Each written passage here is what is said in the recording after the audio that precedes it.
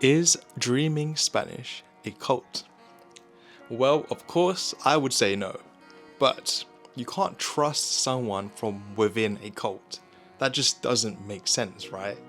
So what we're going to do is talk about my journey, my experience with learning Spanish with comprehensible input, and you guys can make your own decisions. With any method out there, there's always two sides to the coin.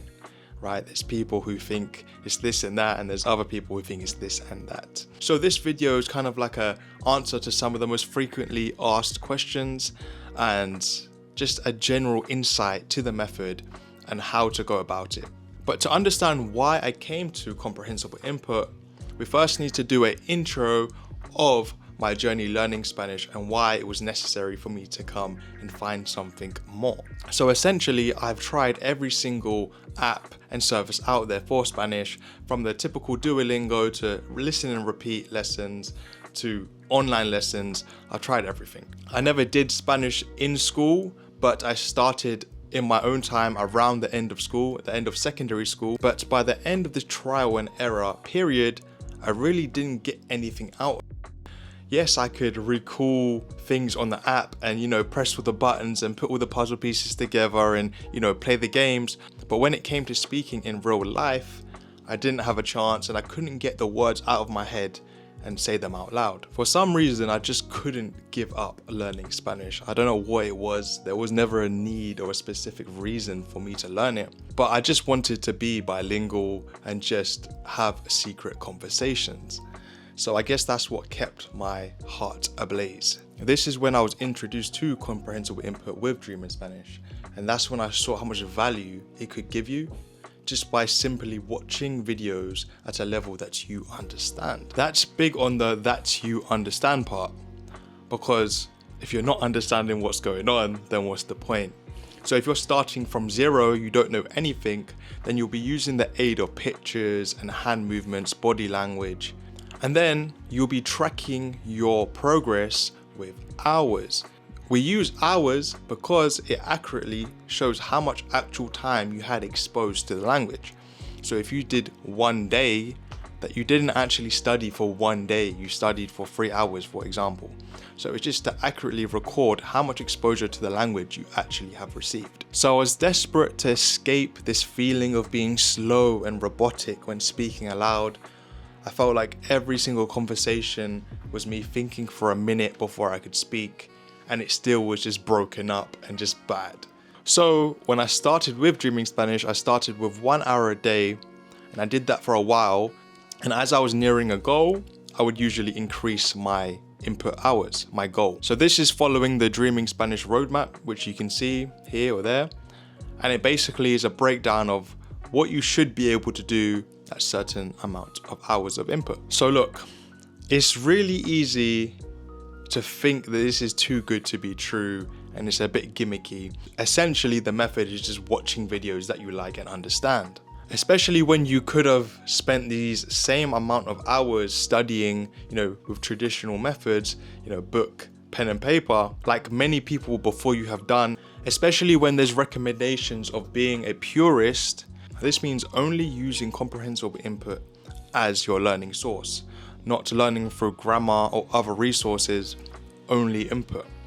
They say this as it could hinder your ability down the line, as you're starting to actively think about what you're learning, as in the structures and the conjugations. Therefore, you won't be able to speak fluidly because you're always thinking exactly how to change your words and how they fit in the sentences. Whereas when you speak your native language, you're just speaking from the top of your head. You're not really preparing anything.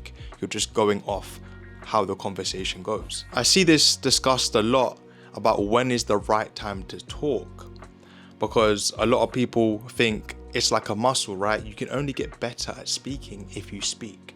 And as I've mentioned, I've done lessons from beforehand, and then I started again around level 5 when it's kind of recommended that you should start speaking.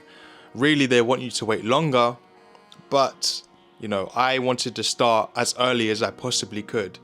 And I think I found great benefit from speaking early on because it really helped with my confidence. It helped me, fall on my face and then slowly work my way up.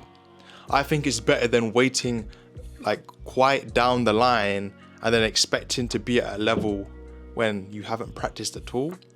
Because, you know, you don't want to get to the last levels, level 7 where I am today, and then you don't know how to speak. You can't get the ideas out of your head because you just feel more embarrassed because you've committed so many hours now that if you make mistakes, it's like, what have I done this for? So in my opinion, if you start early on, you can kind of grow with the method, you can see what works for you, and you can kind of, you know, just understand what your weaknesses are and what needs to be improved. And look, I have speaking samples on my channel already, so, you know, you can see how I sound at 1,500 hours. So you can make your own judgment on that. And you know, it's easy to feel inadequate to the descriptions that have been provided, as you never really feel like you're hitting the mark. When you do most things, you always feel like you're just a little bit behind, right? I more or less felt like I was, you know, more or less there. But of course, it is easy to compare yourself to like others or the descriptions that they've provided and not feel like you're just there yet. Now that doesn't mean you're not round the corner, or that doesn't mean, because people do second guess, right? That's something we will discuss later, that people do second guess their own abilities because they don't want to overreach and then embarrass themselves later, if you know what I mean. So they'll rather be a little bit more humble than what they actually are. And another thing is, I was finding it quite hard to understand that my problems, my weaknesses would all be worked out over time. And another common thing said within the community is that just receive more input and everything will be fine. Now, I don't prescribe to this methodology. I think it's not maybe the most healthiest, just for every answer, just receive more input. I believe just doing a simple Google search or a little bit of research can really open your eyes and expose you to the thing you was looking for. So it's recommended not to, you know, look up words when you're reading or when you're speaking or hearing things, because again, you're actively thinking about it and it's not being absorbed naturally in your brain, right? You're just actively looking at it and now you're thinking about how is this conjugated, how is this put in a sentence. However, for me personally, I believe that it's exposed me to the word, and I'm not actively writing it down as in putting it into flashcards and recall methodologies. I'm literally looking at it so I can understand what's going on right now, and then it actually exposes me to that word when people are speaking, because all of a sudden I just start to hear that word everywhere. It's like, you know, when you get a new car or you want to play the yellow car game, you just start to see them everywhere because you're actively looking for them. It's like you've kind of opened your eyes to this new word or idea.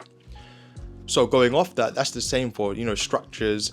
The more advanced structures and tenses and conjugations and whatever else in Spanish that I didn't know before, just doing a little bit of formal study opened my eyes and my ears to hearing them when watching videos. So all of a sudden now I'm like, oh, it's used there.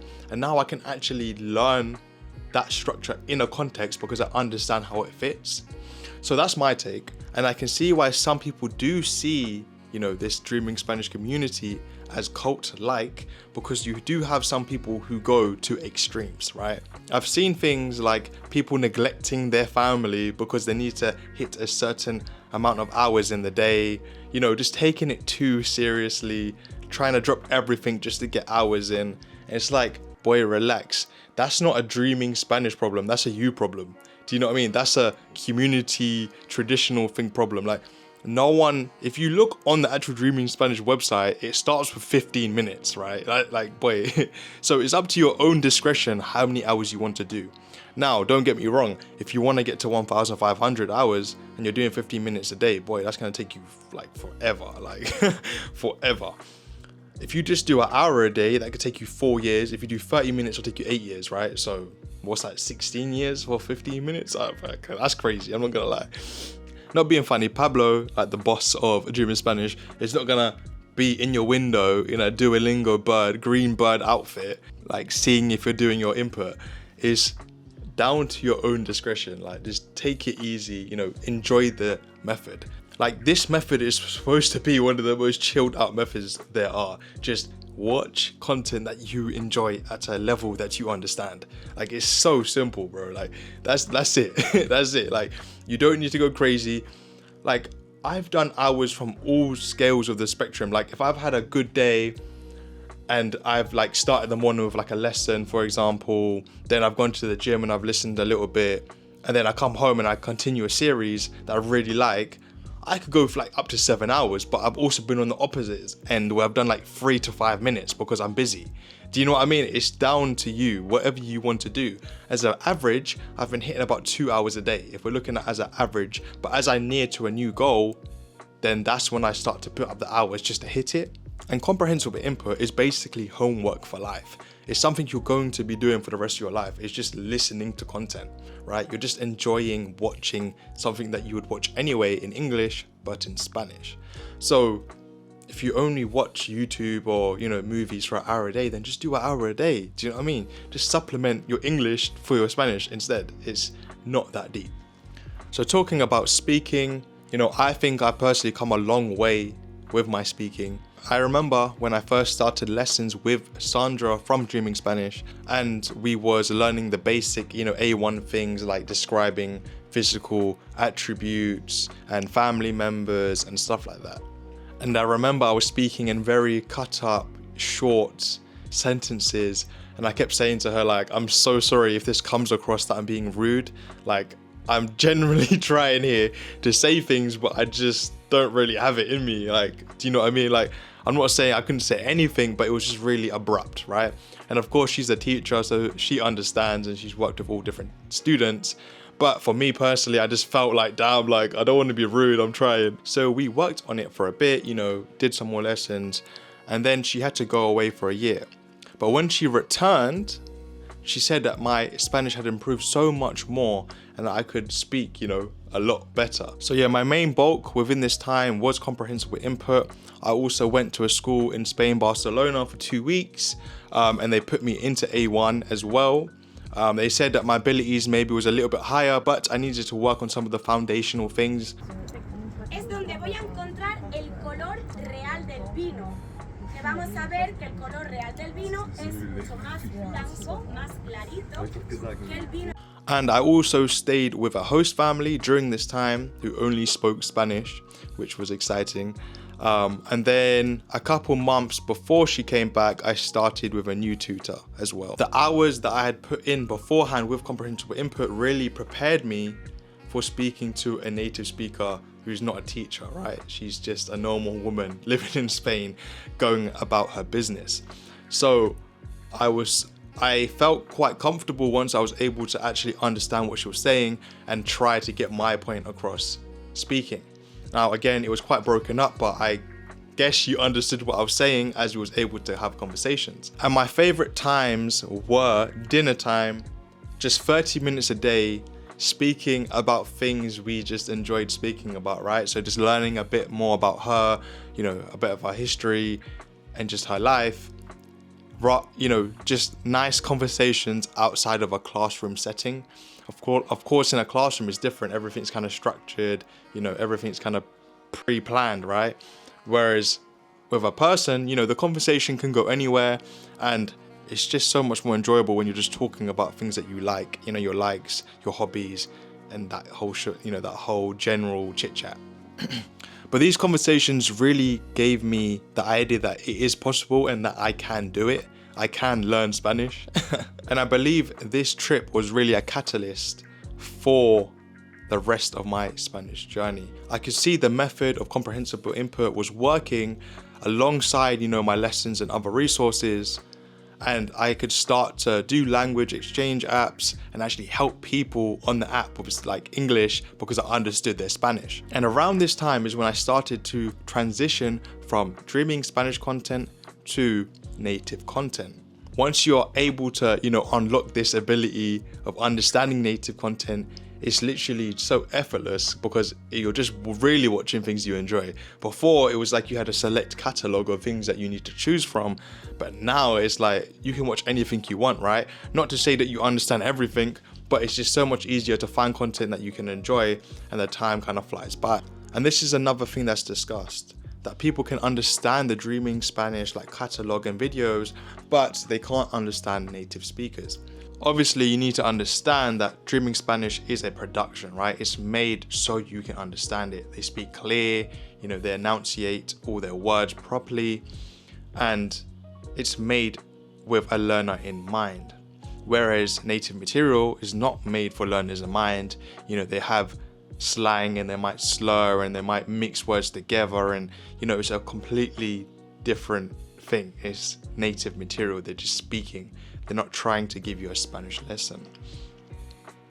But what I would recommend is exposing yourself to different accents, different speeds from early on, right?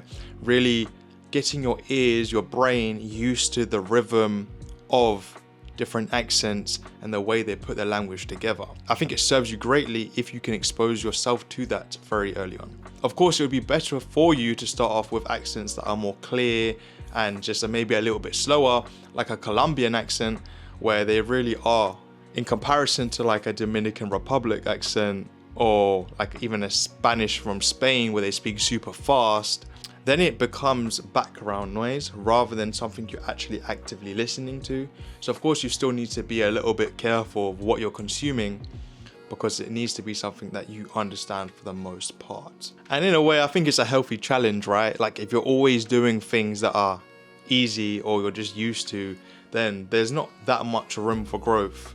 Whereas if you're always exposing yourself to new challenges and new like experiments and things, then it gives you that ability to have the excitement but also have a direction to achieve for, right? Like you want to overcome this accent, you want to be able to understand the differences in the slangs. It's just something fun and exciting to add. My favorite accents are the Argentinian accent, the Cuban accent, and the Colombian accent, but from Medellin. So if we're talking about music, I like to listen to reggaeton, but it's because I just like anything with a good beat. But that does not mean I understand what's going on. No chance. But if it makes you feel any better, because it does make me feel better, that many natives say they don't even understand what's going on themselves. So, take that with a pinch of salt. So 1,500 hours of input.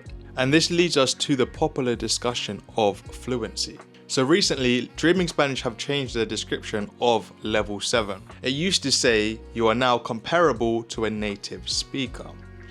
Now, of course, this threw a lot of people off, and it kind of shook them in the wrong way, because once they achieved level 7 and they did not match the description at all, they were nowhere near like their favorite Spanish speaking YouTuber. It obviously gave a lot of people doubt of the validity of the method and if it actually works. So as of recently, they've changed it to you can use the language effectively for all practical purposes. So a lot of people say 1,500 hours is just the start of level 7 rather than the end, right? Because you've just hit that threshold and now you need to work a little bit more to completely complete the goal. So basically that means you've warmed up, you're at a good stage now where you're able to understand and communicate effectively. But remember, you're always a student, right? You're always going to be learning. And this method has given you a good foundation to be able to communicate and express yourself. But, you can always learn more in anything you do. In any method, you can always learn more. I too struggle with the idea of being fluent or being bilingual. Even though now I can have multiple hour long chats, with friends or tutors, I can joke around, I can tease people, I can just enjoy the language, it comes out a lot smoother. And of course, I still make loads of mistakes. I still get tenses wrong, or I can't implement the subjunctive correctly all the time, or simple things like getting the gender wrong. These are things that, will have to be worked out sooner or later, but I can effectively communicate in the language now. I can be understood and I can speak. And now that I'm at this level, it's so much easier to pinpoint the things that I am doing wrong or my weaknesses and actually work on them, rather than in the beginning when everything is new and you have a problem with everything. It's like, where do I start? If you can effectively communicate without the other person having to wait like a minute for every response, and it doesn't start to become a whole Spanish lesson, then you are effectively, communicating in the language. You are able to go about your business and, be kind of a normal person in society, in a Spanish society, going to the shops, asking for things, asking for help, helping others, simple things like that. If there was a level 8, it would say you're this many days away from level 8. Now there's no days, so now it's just like, I don't know, you just do what you want. It's like, for example, I like anime, right? And when I'm watching anime, I'm just enjoying the experience, just purely for entertainment purposes. There's nothing I'm looking for out of it. And don't get me wrong, there've been many Spanish movies and series that I've enjoyed, and the time has just flown by before I was ready for them to end. Therefore, having no goal is both confusing and freeing, because now I can just do what I want. It's just everything's down to me. Like, there's no goal really. I gotta say a big thank you to Dream in Spanish again, for helping me start to crawl and today to fly. I, of course, just to say clearly, I don't think Dream in Spanish is a cult, but I can see why some people see it's cult-like from some of the individuals in the community. I don't think the actual people, the staff, have anything really to do with it. They just make YouTube videos, right? Essentially, they just make YouTube videos. It's the community that have taken the methodology and kind of gone a bit crazy with it. It's just like, you're doing too much. Like, I think you just do what you want to do, try different things out, see what works for you, and just try and improve and just try to be better than yesterday. That's all it is do what works for you, right? That's what I think. But also, I want to give myself, a pat on the back. Before I mentioned that I went to a Spanish school, and, from the people that I've stayed in contact with, I'm the only one who has stuck it out with learning Spanish to this day.